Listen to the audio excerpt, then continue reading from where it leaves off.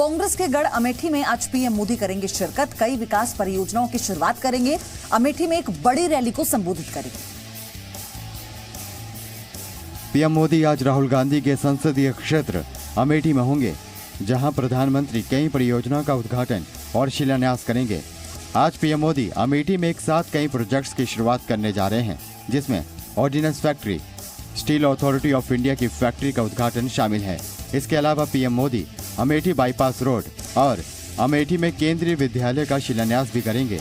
अमेठी में होने वाले पीएम मोदी के कार्यक्रम में शामिल होने के लिए यहां के वर्तमान सांसद राहुल गांधी को भी न्योता भेजा गया है, लेकिन राहुल गांधी की तरफ से अभी कार्यक्रम में आने की पुष्टि नहीं की गई। अमेठी में पीएम मोदी करीब 538 करोड़ रुपए की विकास परियोजनाओं का शिलान्यास और उद्घाटन करेंगे, जिसमें सबसे अहम क्लाशनिकोव राइफल बनाने की फैक्ट्री को माना जा रहा है।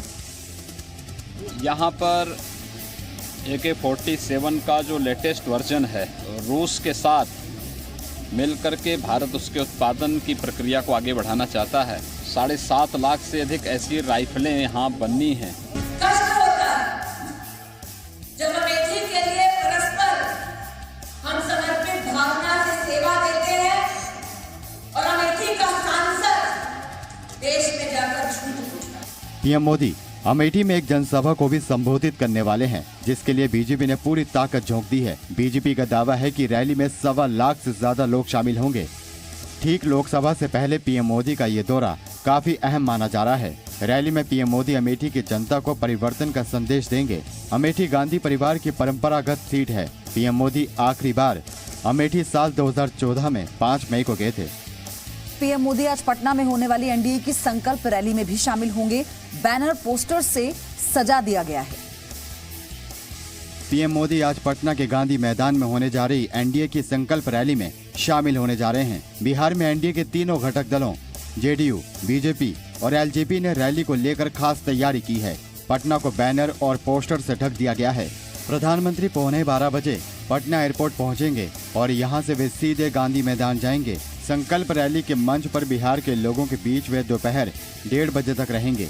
रैली को पीएम मोदी के अलावा बिहार के मुख्यमंत्री और जेडीयू के राष्ट्रीय अध्यक्ष नीतीश कुमार, केंद्रीय मंत्री और एलजेपी के राष्ट्रीय अध्यक्ष रामविलास पासवान भी संबोधित करेंगे। माननीय प्रधानमंत्री जी नरेंद्र मोदी जी भी आएंगे, हम भी रहेंगे, रामविलास पासवान जी भी रहेंगे। गांधी मैदान में 11 बजे से ही संकल्प रैली। अगर राजनीतिक बात सुनने में दिलचस्पी है, आप बड़ी दूर नहीं है यहाँ से गांधी मैदान, चले आइएगा सवेरे ही चल करके। क्या क्या व्यवस्था किए हैं आप? देखिए, हमारे यहाँ से करीब 15,000 लोग आ रहे हैं। भागलपुर सबसे नंबर 1 रहेगा संख्या लाने में, पटना के बाद, क्योंकि रैली पटना में है और हम पटना से सबसे ज़्यादा दूर से हैं। बिहार में पटना से कहीं भी जाने के लिए सबसे ज़्यादा समय भागलपुर को लगता है, इसलिए हम लोगों ने ट्रेन की व्यवस्था की है, क्योंकि कहीं जाम होगा, कहीं कुछ होगा, तो यहाँ सब लोग आएंगे हमारे संसदीय क्षेत्र भागलपुर के। इस बीच पटना के गांधी मैदान में लोगों का हुजूम पहुंचने लगा है। एनडीए नेताओं का दावा है कि गांधी मैदान में आजादी के बाद की है अब तक की सबसे बड़ी रैली होने जा रही है। कुलगाम में मारे गए आतंकी का मंसूबा पुलवामा जैसा फिदायीन हमला करने का था, जिसे सुरक्षा बलों ने वक्त रहते नाकाम कर दिया। जम्मू कश्मीर के कुलगांव में पिछले हफ्ते मुठभेड़ में मारे गए 3 में से एक आतंकी की साजिश 14 फरवरी को पुलवामा में हुए फिदायीन हमले जैसी थी। आतंकी के एक कथित वीडियो से इसका खुलासा हुआ है, जिसमें आतंकी ऐसी ही साजिश के बारे में बात कर रहा है। फरवरी की 24 तारीख को कुलगांव में आतंकी संगठन जैश-ए-मोहम्मद से जुड़े 3 आतंकियों को मार गिराया गया था, जिनकी पहचान राकीब अहमद, वलीद और पाकिस्तानी नागरिक नोमान के तौर पर हुई थी। सोशल मीडिया पर वायरल हो रहे वीडियो में अहमद सुरक्षा बलों पर आत्मघाती हमला करने के अपने मंसूबों के बारे में बात कर रहा है। वीडियो को देखकर ऐसा माना जा रहा है कि अहमद ने 14 फरवरी को पुलवामा में किए गए आत्मघाती हमले जैसा ही कुछ प्लान बनाया था।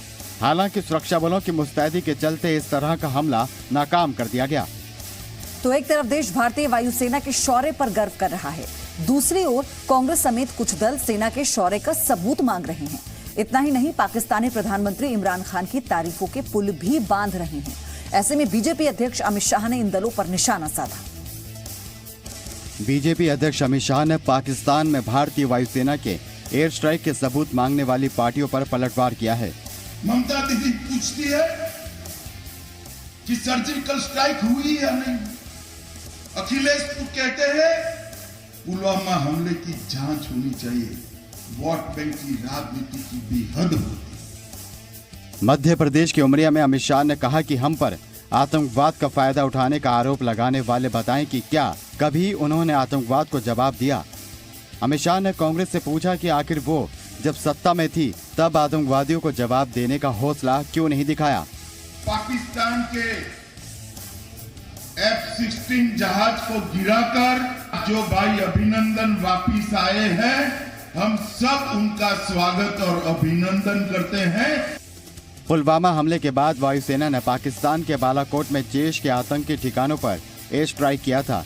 देश सेना के शौर्य पर गर्व कर रहा है, लेकिन कांग्रेस को उसका सबूत चाहिए। यह तकनीकी का युग है और तकनीकी युग में आज हम यहाँ बात कर रहे हैं, ये किसी छुपा नहीं। खुले में तो सैटेलाइट के माध्यम से सारी पिक्चर सामने आ जाती है। तो जिस तरह का प्रमाण अमेरिका की सरकार ने उसामा बिन लादेन के बारे में पूरे विश्व को दिया, उस तरह का प्रमाण हमको भी देना चाहिए। इमरान खान भारत के खिलाफ साजिश रच रहे हैं, लेकिन दिग्विजय सिंह विंग कमांडर अभिनंदन की वतन वापसी को लेकर उनकी तारीफ कर रहे हैं। जम्मू कश्मीर की पूर्व मुख्यमंत्री महबूबा मुफ्ती ने भी सरहद पर चल रहे संघर्ष को ड्रामा करार दिया है। इमरान खान साहब ने जो विंग कमांडर को वापस भेज दिया, अभिनंदन को, वो बहुत बड़ा जेस्चर है। He acted like a statesman, जिसके लिए हमको उनकी तारीफ करनी चाहिए। और उसके साथ उनकी ये कोशिश थी कि विंग कमांडर को वापस भेज के तनाव कम हो जाएगा। पर हमारी अफसोस की ये बात है कि जो हमारी तरफ से खैर सगाली की बात नहीं हो रही, हमारी तरफ से रोज जंग और जदल की बात हो रही है। आतंकी संगठन जैश-ए-मोहम्मद खुद कबूल कर रहा है कि उसके ठिकानों पर भारतीय वायुसेना ने हमले किए थे। आतंकी मान रहे हैं कि भारतीय सेना ने बालाकोट में अपना शौर्य दिखाया, लेकिन देश के विपक्षी दल इमरान खान की बोली बोल रहे हैं। पाकिस्तान के पीएम की तरह उन्हें भी सबूत चाहिए। देश भर में सभी हवाई अड्डों और एयरलाइंस के लिए अलर्ट जारी किया गया है और उन्हें मौजूदा सुरक्षा उपायों को बढ़ाने के लिए भी कह दिया गया। Bureau of civil aviation security यानी BCAS ने देश के सभी हवाई अड्डों को अलर्ट जारी किया है। अलर्ट में हवाई अड्डों और एयरलाइंस कंपनियों को अपनी सुरक्षा बढ़ाने के निर्देश दिए गए हैं। BCAS ने सभी राज्यों के वरिष्ठ पुलिस अधिकारियों, सभी एयरलाइंस कंपनियों, हवाई अड्डों के सुरक्षा प्रभारियों और CISF को भेजे अलर्ट में सुरक्षा बढ़ाने के निर्देश दिए हैं।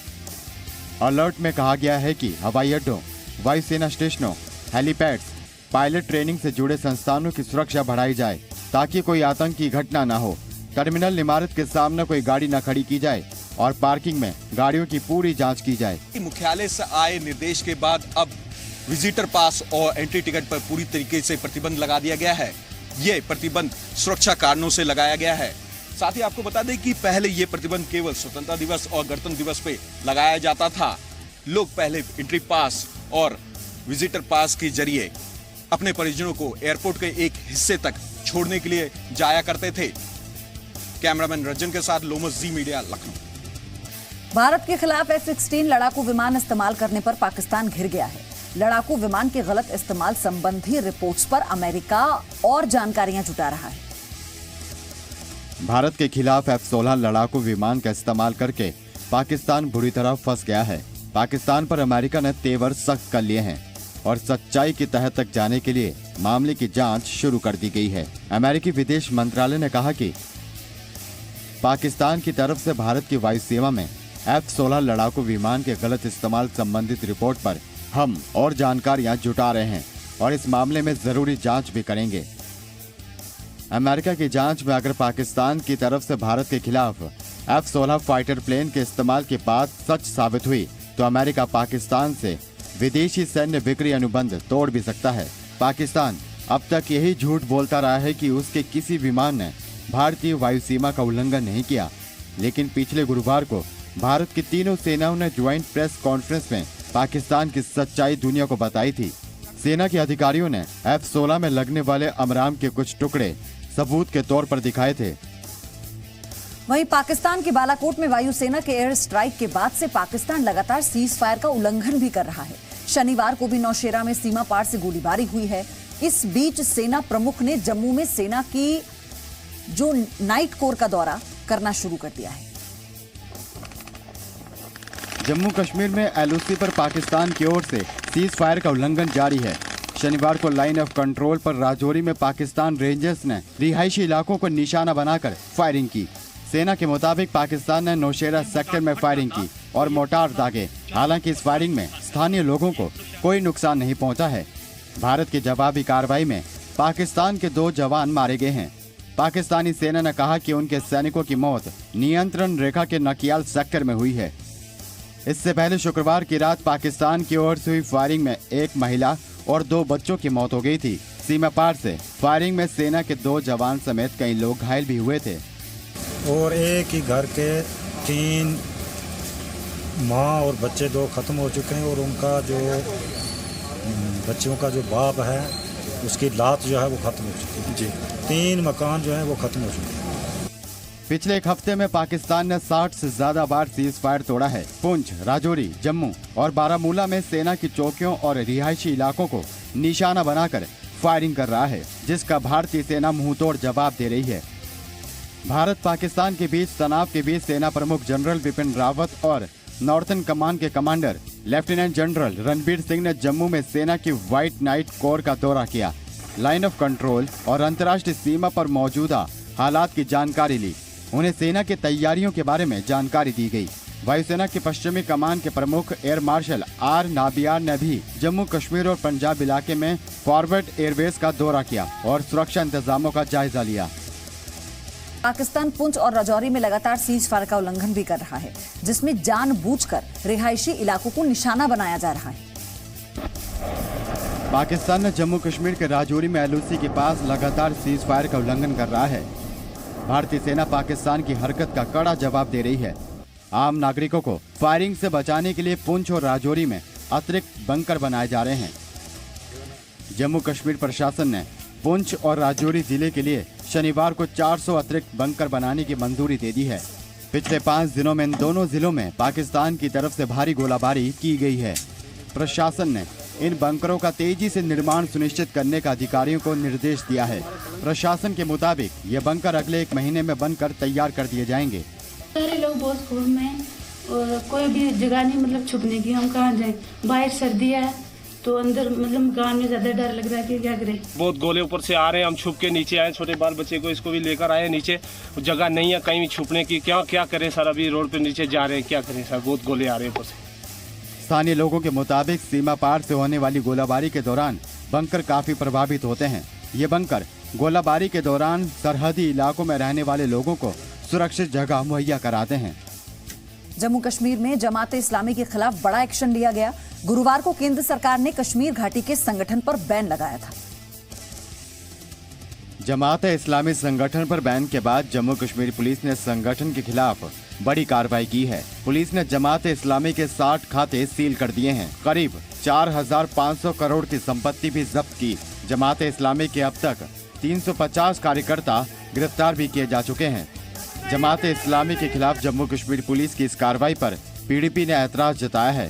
जमात इस्लामियों को पकड़ के बंद कर देंगे। जमात इस्लामी एक ख्याल है, एक आइडियोलॉजी है, तो मैं नहीं समझती हूँ आप किसी आइडियोलॉजी को कैद कर सकते हो इस तरह से जिस तरह से ये कर रहे हैं। हम इसकी पूरी मजम्मत करते हैं।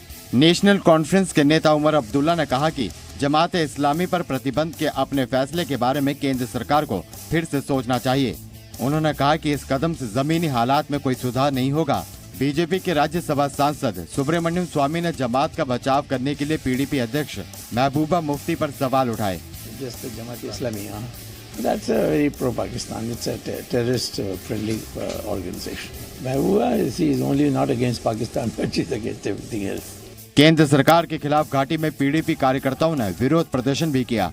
गृह मंत्रालय ने जमात इस्लामी पर 5 साल का प्रतिबंध लगाया है। मंत्रालय ने अपनी अधिसूचना में कहा था कि जमात इस्लामी ऐसी गतिविधियों में शामिल रहा है जो कि आंतरिक सुरक्षा के लिए खतरा है। देश के पहाड़ी इलाकों में बर्फबारी हो रही है तो मैदानी इलाकों में बारिश। ऐसे में मार्च के महीने में भी लोगों को ठिठुरन ठिठुरने पर मजबूर होना पड़ रहा है।